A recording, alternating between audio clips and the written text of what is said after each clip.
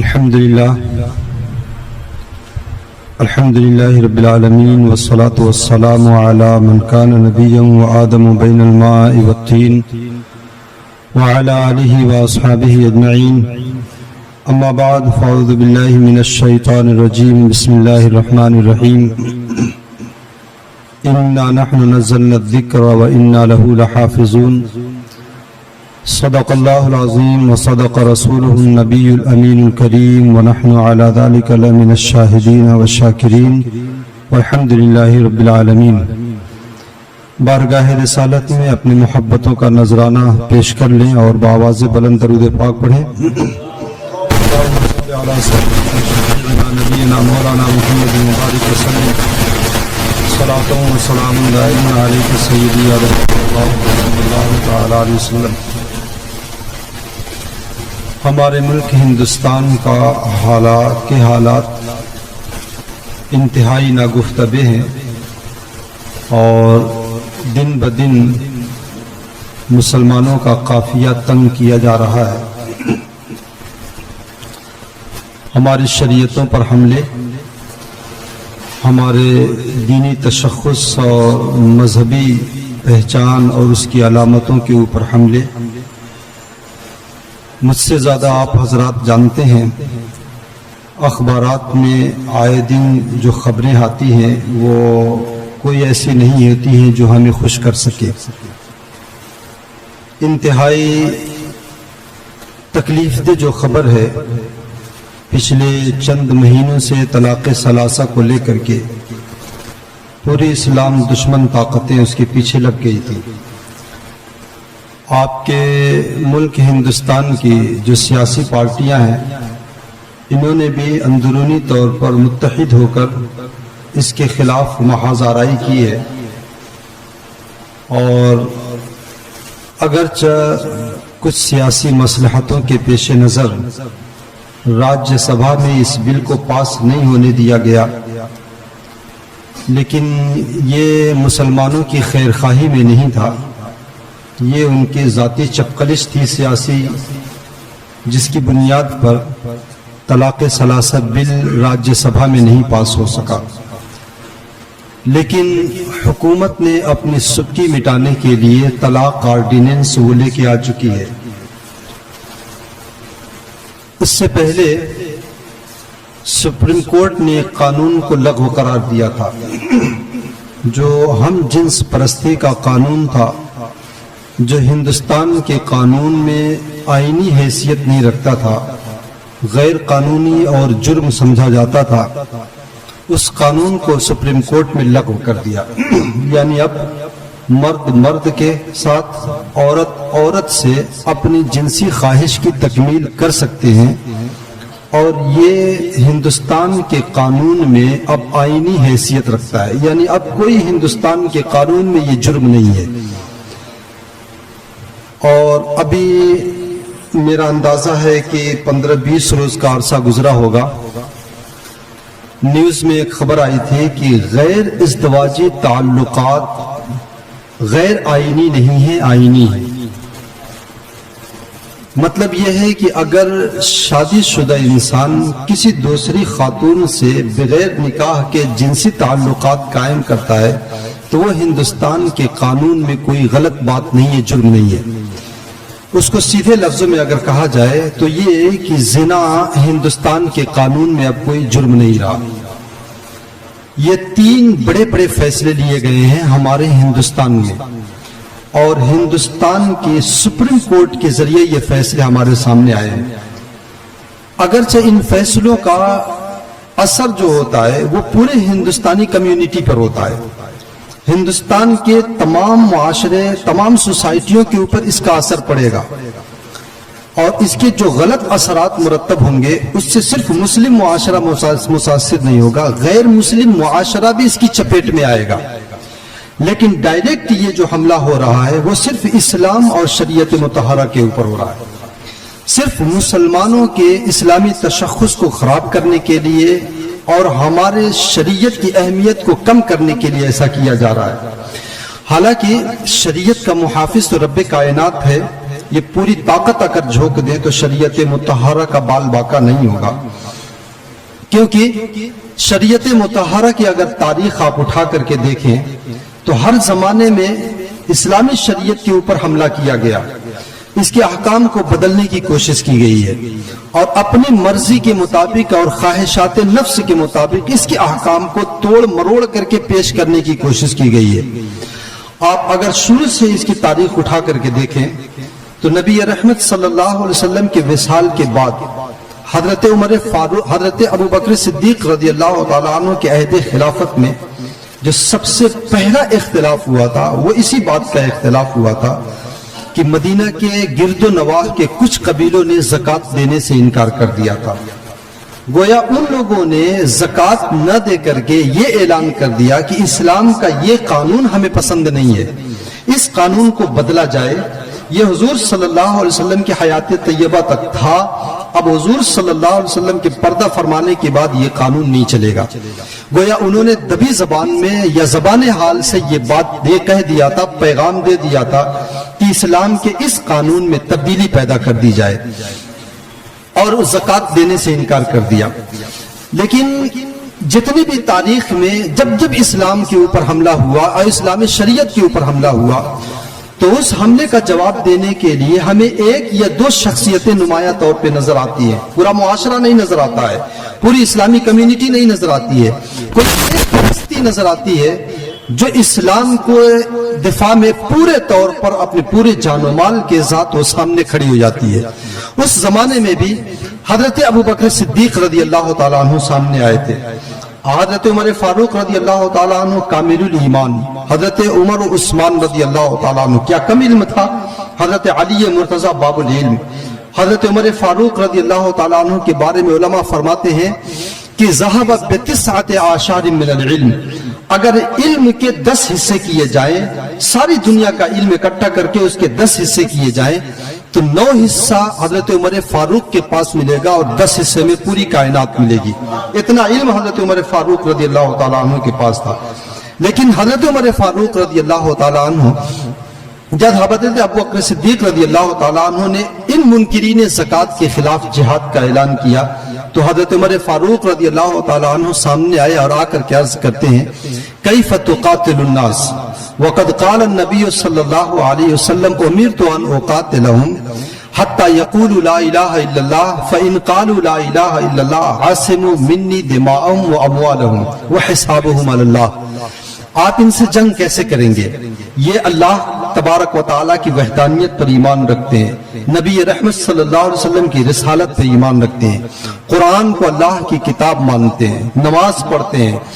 روزہ رکھتے ہیں، صرف ایک زکوٰۃ دینے سے یہ انکار کر رہے ہیں اور تو کوئی بات نہیں ہے، صرف اتنی بات کے اوپر ان سے آپ جنگ کیسے کریں گے؟ ایک سیدھی سی بات ہے، اس زمانے میں بھی اس انداز سے کہہ کے ہمارے ذہن کو موڑنے کی کوشش کی جاتی ہے۔ اس زمانے میں حضرت عمر فاروق رضی اللہ تعالیٰ عنہ کو مسئلہ سمجھ میں نہیں آیا،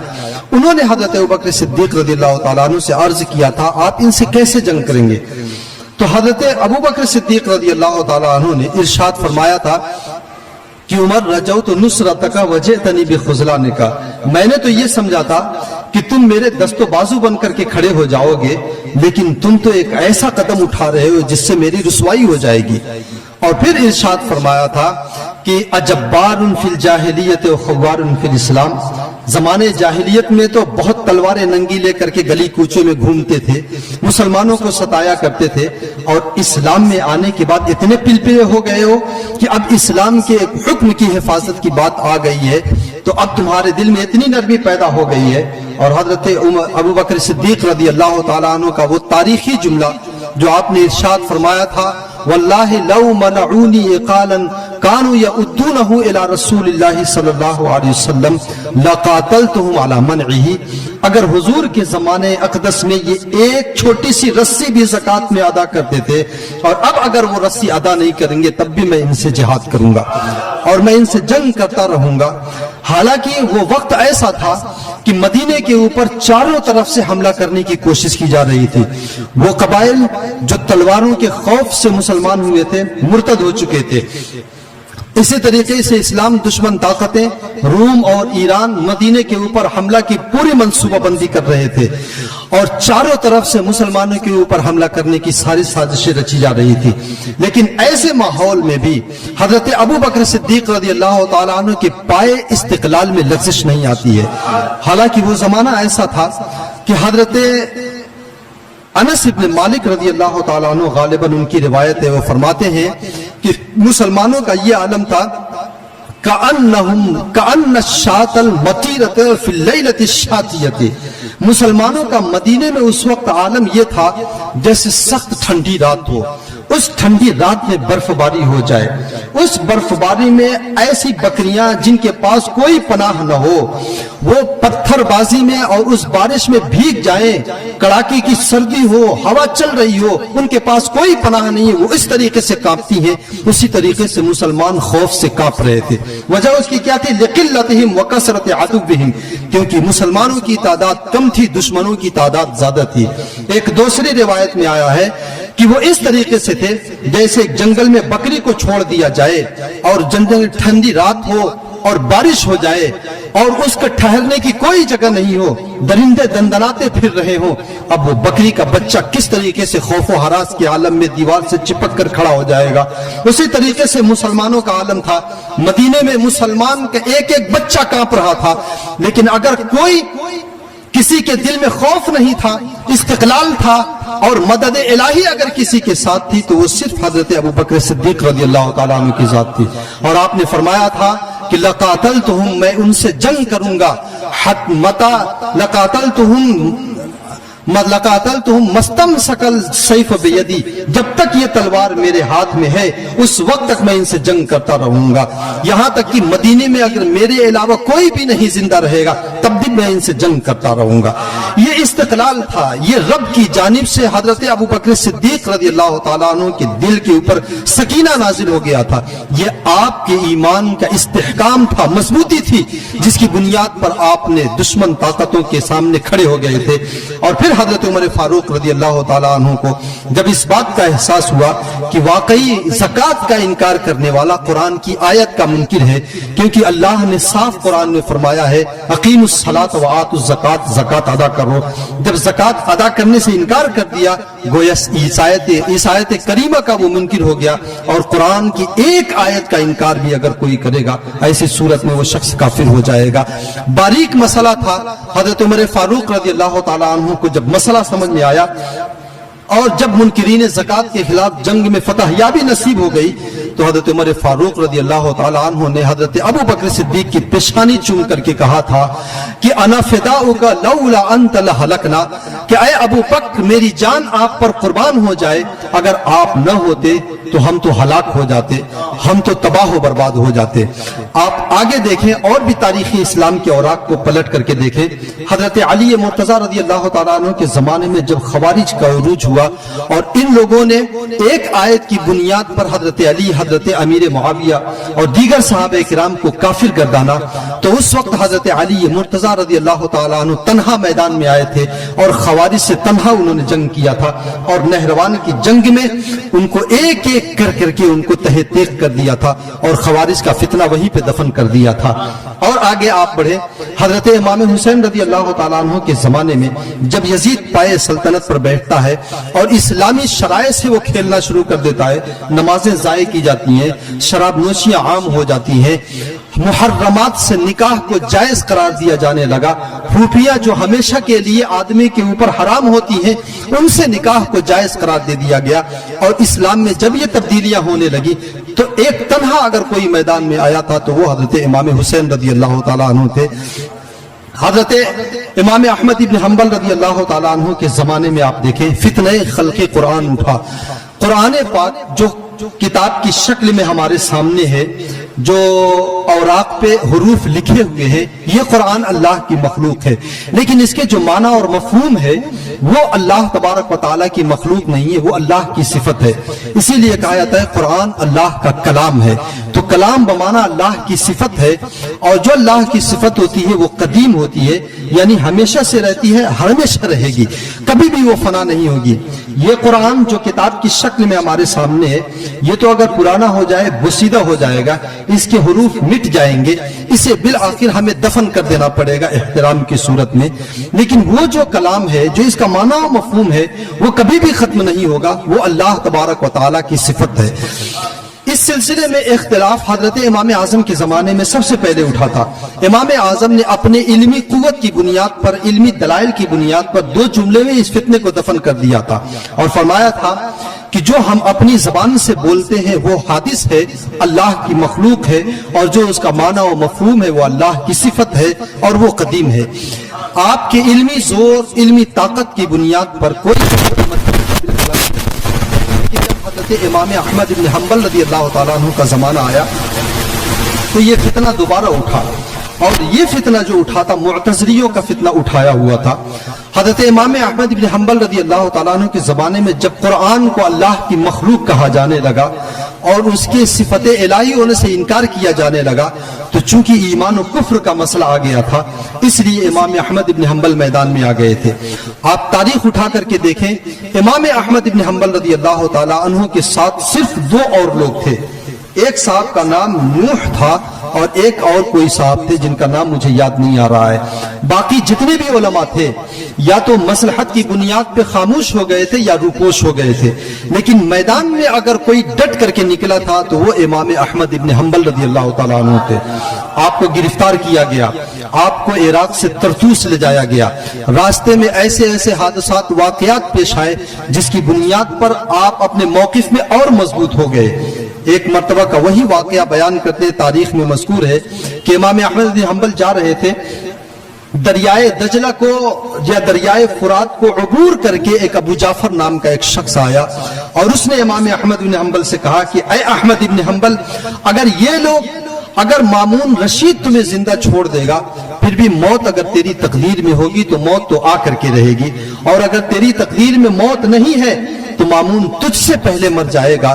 اور مامون کا ہاتھ تیری گریبان تک نہیں پہنچے گا، اور اگر تیری موت ہو بھی جاتی ہے اس مسئلے میں تو غازی کہلائے گا، ہمیشہ کے لیے تیرا نام روشن رہے گا، اور اگر زندہ رہ جاتا ہے تو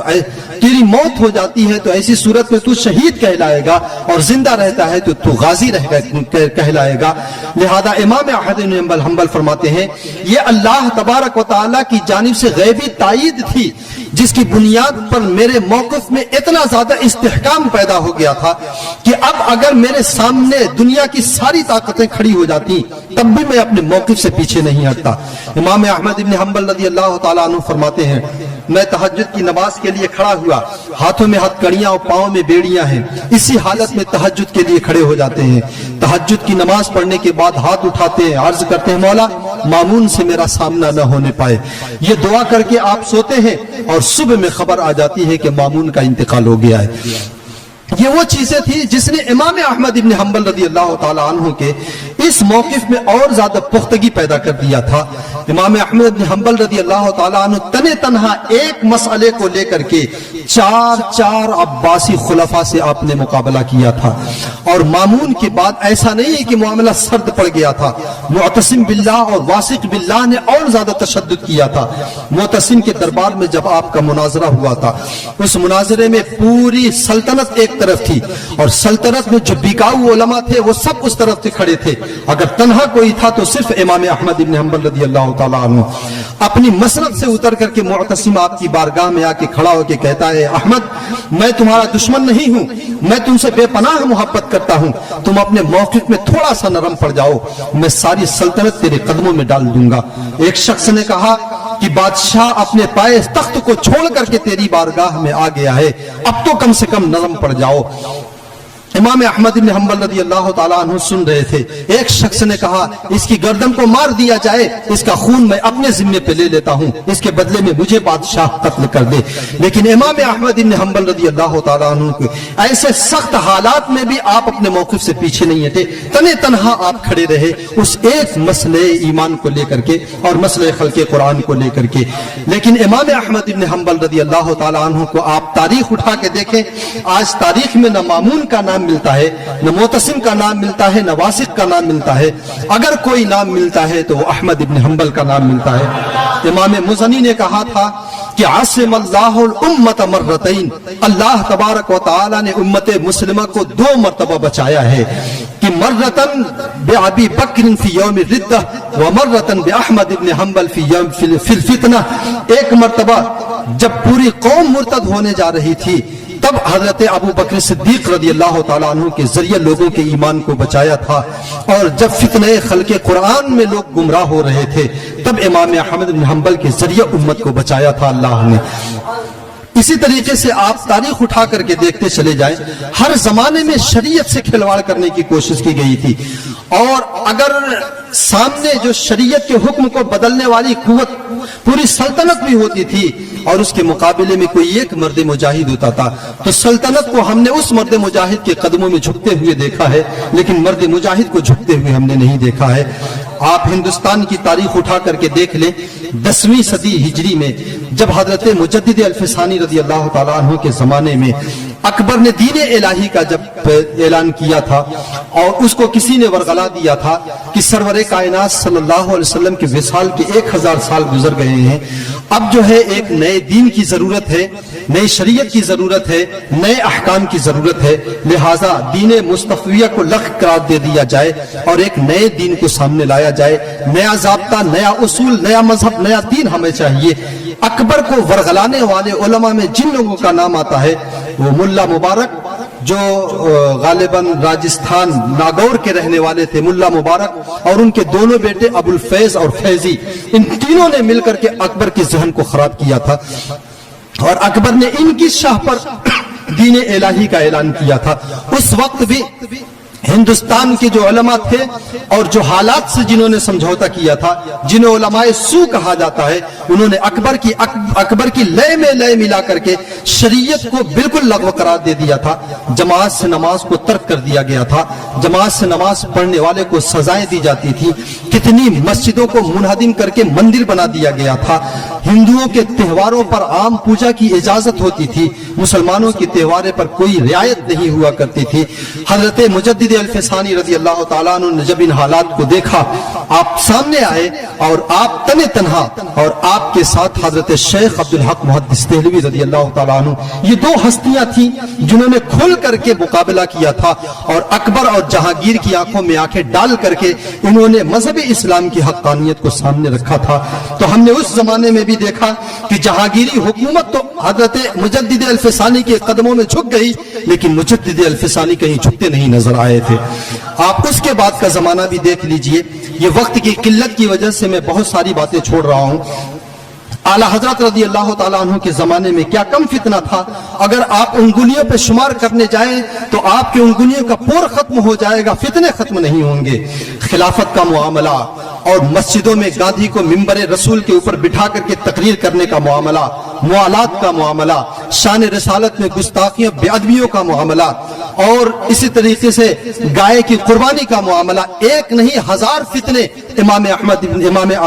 اعلیٰ حضرت رضی اللہ تعالیٰ عنہ کے سامنے تھے. لیکن تنے تنہا یہ تنہا شخص تھا جو چومکھٹا لڑ رہا تھا دشمنان اسلام سے، اور ہر ایک کے مقابلے میں انہوں نے اپنی تلوار سے تو نہیں لیکن اپنے قلم کی تلوار سے ضرور مقابلہ کیا تھا. اور ہم نے دیکھا کہ انگریز حضرت امام سرکار اعلیٰ حضرت رضی اللہ تعالیٰ عنہ کے زمانے میں انگریزوں کی حکومت تھی، باقاعدہ انگریزوں کی جانب سے آپ کو ستایا گیا، آپ کو ورغلایا گیا. یہاں تک کہ میں نے ایک واقعہ جہان رضا میں پڑھا تھا کہ اعلیٰ حضرت رضی اللہ تعالیٰ عنہ سے کہا گیا تھا کہ اپنے قلم کا رخ دیابنا کی جانب سے موڑ کر کے کسی اور جانب کر لے تو ہم ان کو بہت ساری رعایتیں دیں گے. تو اعلیٰ حضرت نے ان کو جواب میں کہا تھا، اگر انگریز اپنی ساری دنیا کی سلطنتیں میرے قدموں میں ڈال دیں میرے ایمان کو وہ نہیں خرید سکتی ہیں. تو تنہا اعلیٰ حضرت رضی اللہ تعالیٰ عنہ نے مقابلہ کیا تھا. شہزادے اعلیٰ حضرت کو دیکھ لیجئے، ایمرجنسی کے زمانے جب اندرا گاندھی نے جب وہ قانون نافذ کیا تھا نسبندی کا اور ہندوستان ہندوستان کے تمام جو ہے تمام درسگاہوں سے، تمام مدارس سے، تمام دارالفتہ سے اس کے جواز کا حکم آ گیا تھا۔ ایک اعلی حضرت رضی اللہ تعالیٰ عنہ کے شہزادے حضور مفتی اعظم ہند علی رحمت و رضوان نے اس قانون کے خلاف فتویٰ آپ نے نکالا تھا۔ اس وقت بھی آپ سے کہا گیا تھا کہ بریلی کے اس مولوی سے کہہ دو کہ وہ فتویٰ واپس لے لے، تو مفتی اعظم ہند نے جواب میں دیا تھا جا کے کوئی اسے خبر دے دے کہ بریلی سے نکلا ہوا فتویٰ واپس نہیں لیا جاتا ہے، ضرورت پڑے گی تو حکومت کو بدل دیا جائے گا۔ اور پھر چند مہینوں میں حکومت کو بدل کر کے مفتی اعظم ہند نے اپنی روحانی قوت دنیا کو دکھا دیا تھا، اور آپ نے دکھا دیا تھا کہ روحانی قوت کے سامنے یہ جسمانی سلطنتیں کیسے جھک جایا کرتی ہیں، کیسے شکست کھا جایا کرتی ہیں۔ ابھی 6، 7 یا 8 مہینے کی بات ہے جب مدارس اسلامیہ میں جن گن من اور وندے ماترم پڑھانے اور ان کی ویڈیو بنا کر کے کمشنر تک پہنچانے کی بات کی گئی تھی حکومت کی جانب سے، اس وقت بھی پورے یو پی کے مدارس اسلامیہ میں سے کہیں سے کوئی آواز نہیں اٹھی تھی، بلکہ اس میں بہت ہی نرم رویہ اختیار کیا گیا تھا اور مصلحت کوشی سے کام لیا گیا تھا۔ لیکن اگر اس کے خلاف کہیں سے آواز اٹھی تھی، بریلی کی سرزمین سے علامہ اسجد رضا خان نے حضور تاج الشریعہ علی رحمت و رضوان کی سرپرستی میں اعلان کیا تھا کہ یہ چیز حرام ہے، مدارس اسلامیہ میں ہرگز اسے نہیں پڑھا جائے گا۔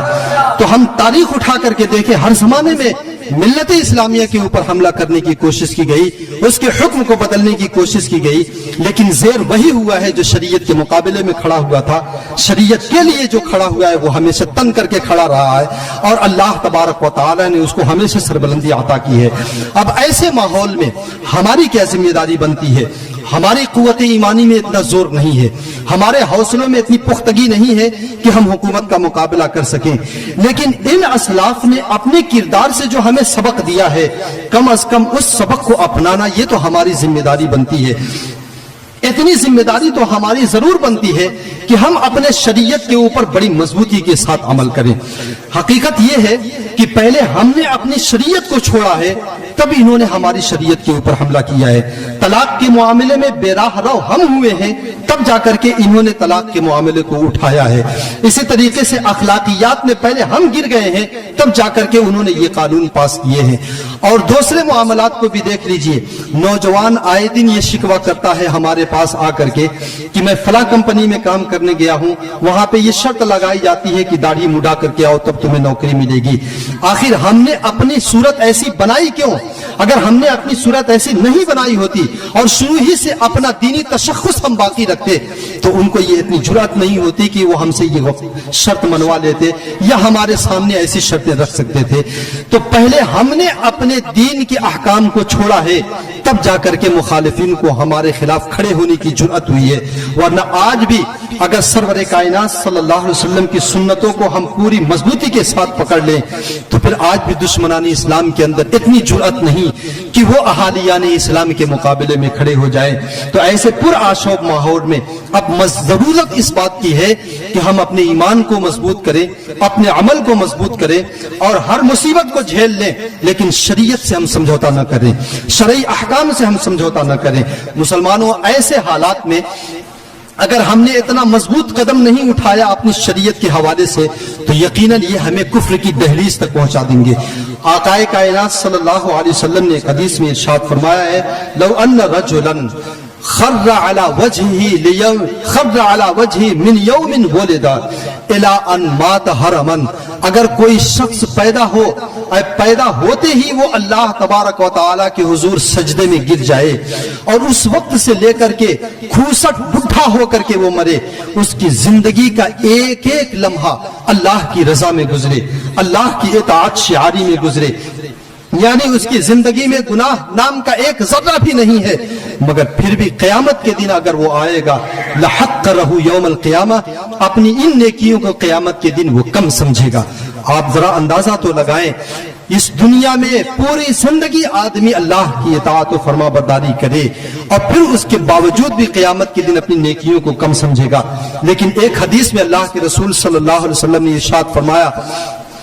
अगर एक शख्स को क़यामत के दिन एक शख्स को जहन्नम में एक डुबकी लगाई जाएगी और वो ऐसा शख्स होगा जिसे इस दुनिया की सारी आशाएं से मिली होंगी, सारी नेमतें इस दुनिया की उसको मिली होंगी, कभी उसने दुनिया में तकलीफ नाम की कोई चीज ही नहीं देखी होगी। क़यामत के दिन उसे जहन्नम में एक डुबकी लगा करके निकाला जाएगा। फरिश्ते उससे पूछेंगे, क्या तुमने कभी आसानियां देखी हैं, क्या तुमने कभी जो है आशाई से देखी है? तो वो कहेगा, मैंने अपनी पूरी जिंदगी कभी कोई आसानी देखी ही नहीं, तकलीफ ही तकलीफ में मेरी पूरी जिंदगी गुजर गई है। लेकिन अल्लाह के रसूल ने फरमाया, क़यामत के दिन एक ऐसा शख्स भी लाया जाएगा जो इस दुनिया में एक एक लुक़मे के लिए तरसता रहा होगा, धूप से बचने के लिए, साया के लिए तरसता रहा होगा,